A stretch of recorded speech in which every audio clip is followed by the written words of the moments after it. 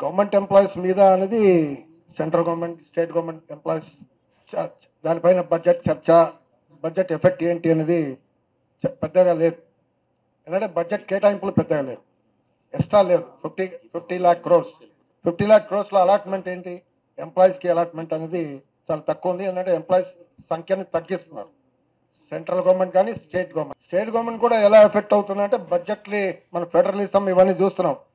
State government budget ఇవన్నీ కుదించడం వల్ల state government కూడా ఫైనాన్షియల్ క్రంచ్లో ఉంది.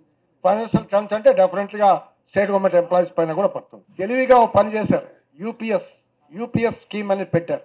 తెలివిగా బడ్జెట్ కన్నా కొద్ది రోజుల ముందు పెట్టారు. బడ్జెట్ రోజు ప్రకటించకుండా ముందు పెట్టారు. అది ఏంటి, ఆ నోటిఫికేషన్ వచ్చింది. అది అందరికీ తెలుసు. యూపీఎస్ మీద మేము చర్చ చేయట్లేదు. కానీ యూపీఎస్లో ఒక పాయింట్ రాశారు, the UPS holders members cannot claim any concession or benefits or policy changes hereafter అని రాశారు. అంటే మీరు బడ్జెట్లో కానీ పే కమిషన్లు వస్తే, మీరు వేజ్ రివిజన్ జరిగితే మీరు యూపీఎస్ మాత్రం చర్చలో రాదు. యూపీఎస్ స్టాండర్డ్, యూపీఎస్ ఇలాగే ఉంటుంది. యూపీఎస్ చర్చలో రాదు. ఓన్లీ వేజెస్ మాత్రం మీరు మాట్లాడుకోవచ్చు. యూపీఎస్ మాడిఫికేషన్ అని మీ ఇంటర్నల్ ఇన్సూరెన్స్ కానీ పబ్లిక్ సెక్టర్ కానీ స్టేట్ గవర్నమెంట్ సెంట్రల్ గవర్నమెంట్లో చర్చల్లో రావు అని క్లారిటీ ఇచ్చారు. ఆ యూపీఎస్ గెజెట్లో కనపడుతుంది. అదే రైల్వే ప్రస్తావించారు. జస్ట్ 2 నిమిషాలు, 1 minute. రైల్వే ఒక పెద్ద ఇన్ఫ్రాస్ట్రక్చర్, రవాణా రంగం ఇవన్నీ ఉన్నప్పుడు రైల్వేలో బడ్జెట్ చేశారు. Budget infrastructure. ఈ రోజు రైల్వే అనగానే ఏంటంటే వందే భారత్ అంతే. రైల్వే అనగానే వందే భారత్. మిగతా ప్యాసింజర్ ఏమైనా ట్రైన్స్ కోవిడ్ కన్నా ముందు 64 ప్యాసింజర్ ట్రైన్స్ సౌత్ సెంట్రల్ రైల్వేలో రద్దు అయిపోయినాయి. ఇప్పటి వరకు రద్దు అయిపోయింది. ప్యాసింజర్ ట్రైన్స్ తీసేశారు, పుష్పుల్ ట్రైన్స్ తీసేశారు. సో సామాన్య ప్రజలకి, కామన్ మ్యాన్ కి ట్రైన్స్ అనేది తీసేశారు. రోజువారీ కూలీలకి, వ్యవసాయదారులకి ట్రైన్స్ లేవు. So only Vande Bharat. ఇంకోటి డిప్రిషియేషన్ ఫండ్ అనేది అందరు తెలుసు. ఒక ఎనీ ఇండస్ట్రీ అనగానే డిప్రిసియేషన్ ఉంటుంది. 8% 10% ఉంటుంది. ఆ డిప్రిసియేషన్ ఫండ్ అనేది డిప్రిసియేషన్ దానిపైన ఖర్చు పెట్టాలి. ఏదైతే వేర్ అండ్ టేర్ ఉందో దానిపైన ఖర్చు పెడతారు. కానీ రైల్వేలో కాగే చెప్పింది, రైల్వేలో దానిపైన ఖర్చు పెట్టట్లేదు, మళ్ళీ వందే భారత్ మీద ఖర్చు పెడుతున్నారు ఆ పైసలు. అంటే డిప్రిసియేషన్ మీద ఖర్చు పెట్టకపోతే it will effect railway safety. So railway expand చేస్తున్నారు, మంచిదే. ఎక్స్పాండ్ చేస్తే దానికి అనుగుణంగా సేఫ్టీ కూడా కావాలి, అది కూడా ఎక్స్పాండ్ కావాలి. సేఫ్టీని తగ్గించి ఎక్స్పాండ్ చేయడం అనేది సూటబుల్ కాదు. It has to go hand in hand. అంటే ఉదాహరణకి ఒక ఎగ్జాంపుల్ చెప్తాం. బల్లార్షా నుంచి విజయవాడ వరకు 3rd లైన్ వేస్తున్నారు. 3rd లైన్ వేస్తే అదనంగా ట్రైన్స్ వస్తున్నాయి, అదనంగా పని భారాలు పెరుగుతున్నాయి. స్టేషన్ మాస్టర్, ట్రాక్ మెయింటెనెన్స్ అన్న వీళ్ళందరికీ పెరిగినప్పుడు మళ్ళీ అదనంగా స్టాఫ్ ఉండాలి కదా. కానీ ఇప్పుడు రైల్వేలో నోటీస్ ఇచ్చారు, మీరు ఇంత స్టాఫ్ తగ్గించండి, సౌత్ సెంట్రల్ రైల్వేలో మీరు 3000 స్టాఫ్ తీసేయండి, ఈ రైల్వేలో తీసేయండి అని టార్గెట్ ఇచ్చేసారు. You have to reduce the staff by 31st March. So ఈ రకంగా it will effect the safety. And therefore అంటే ఇవన్నీ ఏమంటే రేపు ఫ్యూచర్లో ప్రైవేట్ చేయడానికి అనేది క్లియర్గా కనపడుతుంది. ఇంక్లూడింగ్ డిఫెన్స్లో కూడా మీరు వర్క్షాప్స్, డిఫెన్స్లో కూడా చాలా రంగాలు ప్రైవేట్కి డైరెక్ట్గా ఇచ్చేసారు.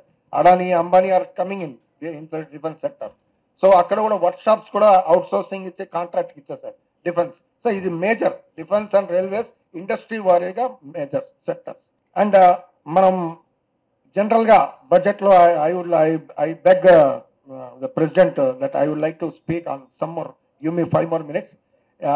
ప్రధానంగా సమ్ ఇంపార్టెంట్ స్టాటిస్టిక్స్ ఉన్నాయి ఈ బడ్జెట్ ఎకనామిక్ పాలసీ. ఈరోజు హై నెట్వర్త్ ఇండివిజువల్స్ అంటున్నాం, మనం పెద్ద చర్చలో వస్తున్నాయి. 2024లో high net worth intelligence business people they are forgoing Indian citizenship and going outside. అంటే ఇండియన్ సిటిజన్షిప్ వద్దు, నేను దుబాయ్లో సెటిల్ అవుతాను, ఆస్ట్రేలియాలో సెటిల్ అవుతాను, ఇంగ్లాండ్లో సెటిల్ అవుతాను అని వెళ్తున్నారు.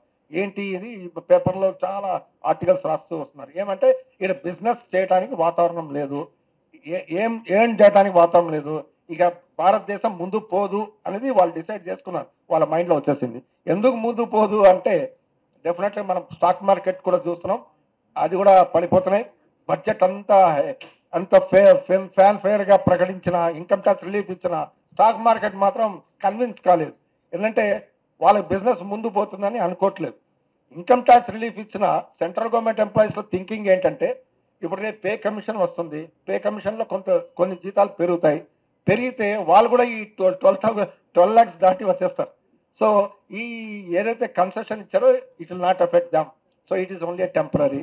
తర్వాత ఈ ఏదైతే 2 crores ఉన్నారో, ఎవరైతే ట్యాక్స్ పేయర్స్, ఎవరికైతే ఈ బెనిఫిట్ వచ్చిందో, ఈ 2 crores వీళ్ళందరూ ఈ ఎక్స్ట్రా బెనిఫిట్ ఖర్చు చేస్తారా? డౌట్ఫుల్. ఎందుకంటే హౌస్ హోల్డ్ ఎక్స్పెండిచర్ డెట్ అనేది ఉంది. House hold debt to GDP is 42% RBI లెక్కల్లో, ఎకనామిక్ సర్వే లెక్కల్లో 42% పెరిగింది. 39 నుంచి 42% పెరిగింది 1 year లో. అంటే అదే ఆర్బీఐ ఇంకో రిపోర్ట్ ఇచ్చింది regarding that financial feasibility report అని ఇచ్చింది. ఫైనాన్షియల్ ఫీజిబిలిటీ రిపోర్ట్లో మీరు ఎంతైతే హౌస్ హోల్డ్ ఉందో, హౌస్ హోల్డ్ డెట్, ఈ డెట్ అనేది అసెట్స్ లో ఏదో కొనుక్కున్నాం, స్కూటర్ కొనుక్కున్నాం, కార్ కొన్నాం, ఇల్లు కొనుక్కున్నాం, ఓకే. కానీ మీరు అప్పులు తీరుస్తున్నాం, కన్జంప్షన్, నార్మల్ కన్జంప్షన్, బతకడానికి, భోజనానికి, నేను ఎడ్యుకేషన్కి, దీనికి చేస్తున్నానంటే దట్ మీన్స్ ఇది dangerous situation. So financial feasibility రిపోర్ట్లో RBI itself is saying that we're spending more on consumption than on assets. So ఈ హౌస్ హోల్డ్ రిపోర్ట్ 42% అనేది కామన్ మన ఇండియాలో, ప్రపంచంలో ఇది కామన్. హౌస్ హోల్డ్ డెట్ అనేది జీడిపిలో 42% కామన్. కానీ అది కన్జంప్షన్ మీద పెట్టడంతో డేంజర్ అవుతుంది. సో ఇంకో business standard Azeem Premji university నుంచి రిపోర్ట్ నుంచి వాళ్ళు ఇచ్చిన స్టాటిస్టిక్స్ అని చెప్పారు. ఈరోజు 82% of males, 92% of females earn less than 10K per month, 10,000 per month, less than that. 10% increase in GDP. ఈరోజు 10% జీడిపిలో ఇంక్రీజ్ అయిందనుకోండి, కానీ జాబ్స్లో లెస్ దాన్ 1% ఇంక్రీజ్ ఉంది. సో జీడిపి ఇంక్రీజ్ అనేది ఆటోమేటిక్గా డెవలప్మెంట్కి అది కరెస్పాండ్ అవ్వట్లేదు అనేది clear. 80% farmers below poverty line. తర్వాత మీకు 23-24లో లేబర్ ఫోర్స్ ఎంత అంటే, టోటల్ గా మన లేబర్ ఫోర్స్ ఇండియాలో 60 crores అనుకుంటాం. 32 crores ప్రాపర్ జాబ్ లో ఉన్నారు. సమ్ ఒక రకంగా proper jobs only 32 crores. Remaining 28 crores కి ప్రాపర్ జాబ్ కాదు. అంటే ఎంప్లాయిడ్ లో ఎలా తీసుకుంటున్నాం అంటే 1 hour per week ఒక జాబ్ వస్తే అది కూడా ఎంప్లాయిడ్ కింద వచ్చేస్తుంది. అంటే they are not unemployed. So ఇది కూడా రాంగ్ స్టాటిస్టిక్స్ కింద వస్తుంది. ఈ 60 crores లేబర్ ఫోర్స్ లో ఇది కూడా ఉంది. అంటే ఈ స్టాటిస్టికల్ జగ్లరీ అని చెప్తాం. ఇది మోడీ వచ్చిన తర్వాత ఇది ఎక్కువ అయింది. తర్వాత poorest 27.5% are earning 100 rupees per day, less than 100 rupees per day. Poorest 27%. 50% of day are earning less than 300 per day, and only 25% are earning above 500 per day. Above 500 and above 5,000, above 50 lakh, ఏదైనా what ever it is. So economic సర్వేలో మనం వేణుగోపాల్ గారు కూడా చెప్పారు, లెక్క ప్రకారం average monthly income of self employed is 13,000 per month. Salaried employee average employee salary is 20,000 per month. And ఇది 2017 లో రేట్లో ఉందంట. 2017-18 ఆ కరస్పాండింగ్ టైంలో ఉంది రియల్ ఇన్కమ్. సో ఇన్ఫ్లేషన్ మనం చూస్తున్నాం, ఇన్ఫ్లేషన్ ఇస్ 6% మనం చూస్తున్నాం, 6 to 8%. Food inflation 8%. సో ఇవన్నీ లెక్కలో తీసుకుంటే ఈ average income is diminishing, income is reducing. మీరు ఇన్కమ్ ఎంత పెరిగినా దట్ ఈస్ డిమినిషింగ్. ఎందుకంటే 8% పెరగట్లేదు, 6% పెరగట్లేదు, మాక్సిమం 3% పెరుగుతుంది. అండ్ ఎవరికి ఇది కూడా ఆర్గనైజ్ సెక్టర్ వాళ్ళకే పెరుగుతుంది. Unorganise sector which constitutes 90% of the people, వాళ్ళకి ఇలాంటిది డిఏ లాంటిది ఏం లేవు, ఏం పెరగట్లేదు. So that means if they are earning 10,000 they are earning 10,000. And inflation లెక్కలు తీసుకుంటే that means they are earning 8,000 or 7,000 only. So therefore household debt అప్పులో వెళ్ళిపోతున్నారు. So this is the dangerous situation. వీళ్ళ income పెరగకుండా India cannot develop. India అంటే forget India, capitalism cannot develop. I'm talking of capitalism, not socialism. Capitalism develop కావాలంటే వాళ్ళ capitalist produce చేసిన goods కొనడానికి జనాల దగ్గర డబ్బులు ఉండాలి. ఈ సోకాల్ ఈ 2 crore మిడిల్ క్లాస్ అవన్నీ మాట్లాడాం, income tax, but that is not enough. So ఈ క్యాజువల్ లేబరర్స్ వాళ్ళ యావరేజ్ ఇన్కమ్ ఈస్ 12,750. దాంట్లో హైయెస్ట్ 30,000-40,000 అవి లెక్కలు పెట్టుకుంటే, but majority 80% of casual labours are earning less than 10,000 per month. Less than 10,000 per month. That is below poverty line. So 90% of the people have no money for non-essential items. అంటే only regular items consumption. Non essential అంటే extra ఏమైనా కొనాలంటే, నేను బట్టలు extra కొనాలంటే, చెప్పులు extra కొనాలంటే, scooter కొనాలంటే, ఇది non essential. So non essential నేను డబ్బులు పెట్టడానికి డబ్బులు లేకపోతే, therefore there can be no demand. There is no demand in the market. ఇదే చెప్తుంది 90%. సో ఇన్ఫ్రాస్ట్రక్చర్ స్పెండింగ్ బాగా చేస్తున్నామని గవర్నమెంట్ ప్రకటిస్తుంది. ఇన్ఫ్రాస్ట్రక్చర్ అంతా మాక్సిమం క్యాపిటల్ ఇంటెన్సివ్ సెక్టార్స్ లో. సో ఎక్కువ జాబ్స్ రావు. క్రెయిన్స్ పెడుతున్నారు, మోడర్న్ టెక్నాలజీ పెడతారు కాబట్టి that will not have any effect on the jobs. Maybe infrastructure future లో ఉపయోగపడవచ్చు, బట్ సోషల్ ఇన్ఫ్రాస్ట్రక్చర్ స్పెండింగ్ అనేది బాగా తగ్గింది అనేది స్టాటిస్టిక్స్ లో మన వల్ల చెప్పారు. హెల్త్ అండ్ ఎడ్యుకేషన్, దీంట్లో labour intensive sectors education, health, agriculture, micro వాళ్ళకి మేము హెల్ప్ చేస్తున్నాం అనేది నిర్మలా సీతారామన్ గారు బాగా చెప్పారు. MSME, small sector, micro sector వాళ్ళకి మేము బాగా ఈ బడ్జెట్ లో ఇస్తున్నామని. మైక్రో సెక్టర్ అంటే ఫర్ ఎగ్జాంపుల్ మనం వెల్డర్ అనుకుందాం, లేకుంటే రిపేర్ చేసేవాడు, లేకుంటే ఆర్టిజన్ లోకల్లో, ఇలాంటి వాళ్ళు చాలా లక్షల కోట్లలో ఉంటారు. వీళ్ళు అకౌంట్స్ మెయింటైన్ చేయరు. వీళ్ళు అకౌంట్స్ మెయింటైన్ చేయాలంటే they won't pay GST. If they are not paying GST they are not eligible for this input credit. మరి ఏం చెప్తున్నాం, మైక్రో సెక్టార్ వాళ్ళకి మేము సహాయం చేస్తున్నాం, ఇన్ని వేల కోట్ల రూపాయలు ఇస్తున్నాం అని ప్రకటించారు. So it will not reach the needy people in the micro sector అనేది.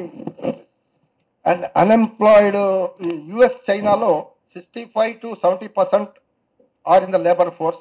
ఇండియాలో 45% ఇన్ ద లేబర్ ఫోర్స్.